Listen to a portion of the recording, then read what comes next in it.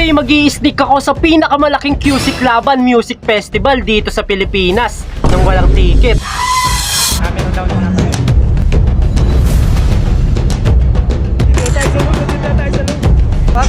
Nandito ka tayo tol. Walang ticket tol. Napakalupit. At ang pinaka-goal ko ngayon ay makalapit sa stage at makapagpa-picture sa nag-iisang G-Wolf ng Pinas. Walang iba kundi si Flo G. Well, hindi ito magiging madali dahil bago iyon mangyari ay merong 3 level of security tayong dapat harapin. Ang unang security ay dito mo ipapakita ang ticket mo para papasukin ka. Sa pangalawang security ay pagpasok sa VIP access. Ang pangatlong security naman ang mga bouncers na nagbabantay sa baba ng stage. Well, hindi ito magiging madali, pero gagawa tayo ng paraan para maging successful yung pinaplano nating content. Pagdating namin sa location ay nagplano na agad kami kung paano kami makakapasok sa event. So yun guys, nandito na kami ngayon sa entrance. Di namin alam kung paano makakapasok, pero pwede dito no. Diba? Kinakabahan talaga kami sa pinaplano namin dahil konting mali lang namin ay pwede kaming mahuli at makulong. Sila nakakapasok na sila ng malaya. Tol, baka tayo dito. Habang nag-iisip kami ng plano ay may biglang sinabi si Basti. Kasi doon sa gilid, sa may bandang kanan, merong area doon na hindi nababantayan. Merong doon, may nakalusot na nga kanina doon, tatlo sila eh. Meron daw entrance area sa kabila na hindi masyadong nababantayan. Kaya hindi na kami nag-aksaya ng oras at dali-dali na kaming pumunta doon. Ayun guys, nandito na ako ngayon sa labas ng concert eh. Wow! Di pa masyadong maraming tao sa loob, pero napakarami nagbabantay eh. Tingnan nyo, ayun no. Daming bantay, hindi ko alam kung paano ako makakapasok, pero iisip ako ng paraan kung paano ako makakapasok. Kasi umiihi lang ako. Kasi nakaano naman ako, long sleeve ay no. Dahil naka-long sleeve ako ay hindi agad mapapansin kung may ticket ba sa kamay ko o wala. Pero tingnan natin kung ano magiging diskarte natin dito. Ang naisip kong diskarte ay sumabay kami pumasok sa mga taong merong ticket para hindi kami mapansin ng mga guard. Wow! Nagantay lang kami ng taong papasok para makasabay kami. Nung may nakita na kaming papasok ay nagmadali na kaming dumikit sa kanila para magmukhang kasama namin sila. Dito ay kalmado kaming naglakad papasok sa loob para hindi mahalatang wala kaming ticket.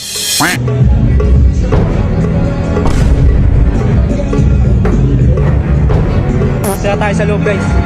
Nakapasok na kami sa loob dahil hindi na kami napansin na nagbabantay na guard. Sila tayo sa loob guys. Wow! Wala tayo nakalagay sa kamay no.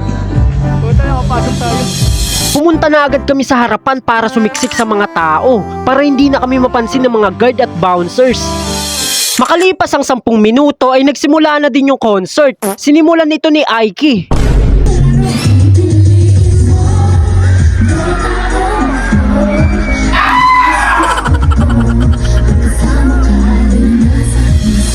Habang nagkakasayahan ng mga tao sa concert ay unti-unti kami naglalakad palapit sa stage. Maya-maya lang ang mayonnaise naman ang nag-perform sa stage.